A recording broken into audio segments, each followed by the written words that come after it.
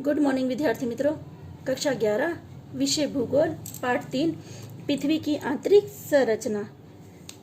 इससे पहले वाले वीडियो में हम लोगों ने भूकंपीय लहरों के बारे में पढ़ा था कि भूकंप आलेख यंत्रों में 3 प्रकार से भूकंप तरंगें दर्ज होती हैं।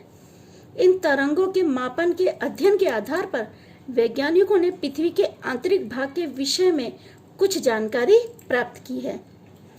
इस जानकारी के आधार पर पृथ्वी सतह से उसके केंद्र तक को 3 विभागों में बांटा है। पहला है मृदावरण, दूसरा है मिश्रावरण और तीसरा है भूगर्भ। इस तरह से 3 भागों में बांट दिया गया है। इसमें जो हमारा तीसरा भाग है भूगर्भ, उसको 2 भागों में बांटा गया है। पहला है बाहरी भूगर्भ और दूसरा है आंतरिक भूगर्भ। यहाँ पर हम लोग मृदावरण की चर्चा करेंगे।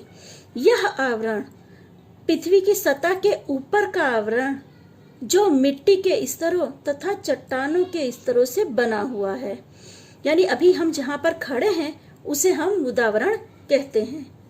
मृदावरण या भूकवच दोनों कह सकते हैं।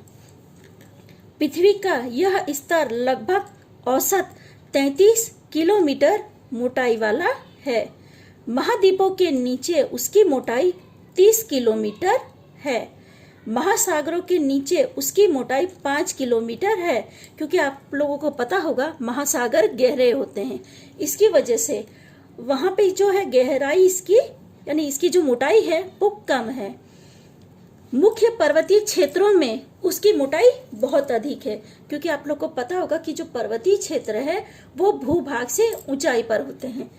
यहाँ पे दिया है हिमालय पर्वत श्रेणी के नीचे उसकी औसत मोटाई 70 किलोमीटर की है।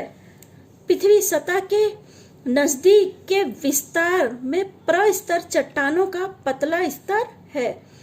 इस स्तर के नीचे के विस्तार को 2 उप विभागों में बांटा गया है। पहला भूकवच जिसे सियाल कहते हैं और भूरस जिसे साइमा कहते हैं। सियाल स्तर ग्रेनाइट चट्टानों से बना हुआ है। ये शब्द जो है वो 2 शब्दों से मिलकर बना या 2 खनिज तत्वों से मिलकर बना है, सिलिका और एल्यूमिनियम। सिलिका का जो पहले दोनों शब्द हैं SI और एल्यूमिनियम के जो पहले 2 शब्द हैं S और AL, इससे मिलके सियाल शब्द बनता है।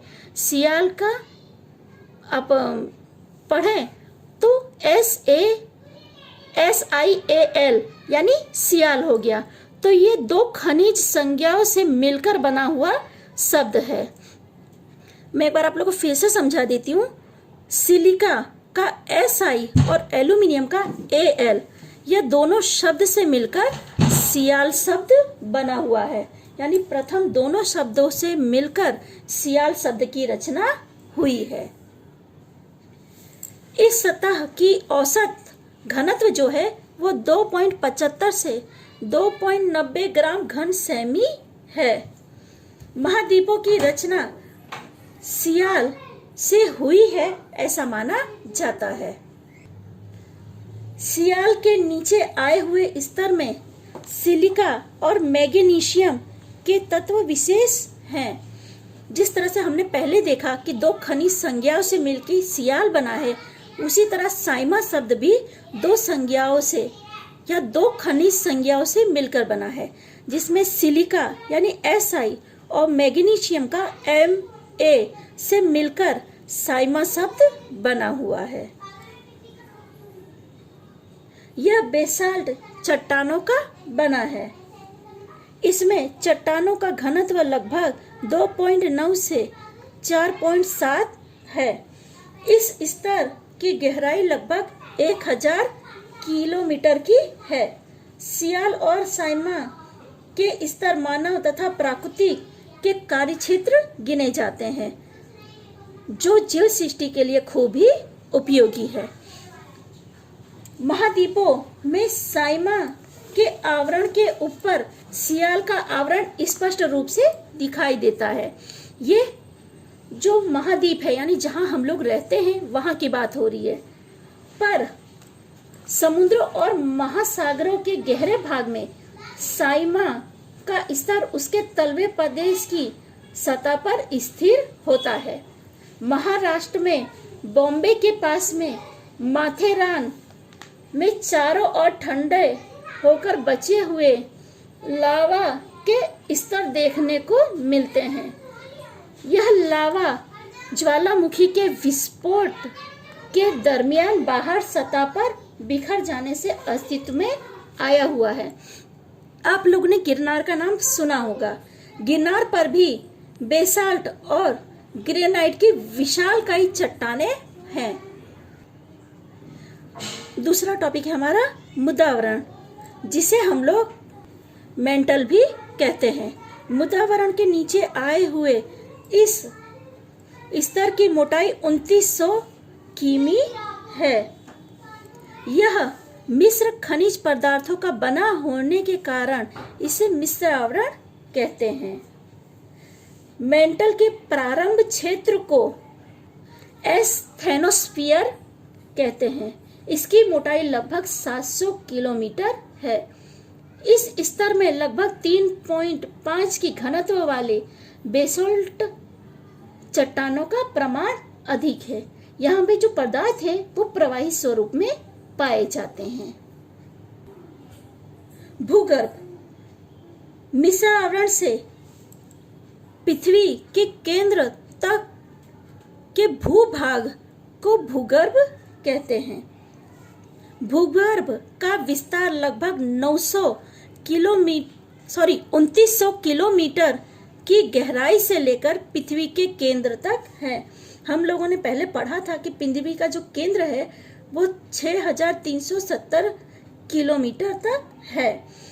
तो जो मिश्र आवरण है वो 2900 किलोमीटर तक है। वहां से लेके पृथ्वी का जो केंद्र भाग है वहां तक का जो भाग है उसे भूभाग या भूगर्भ कहते हैं।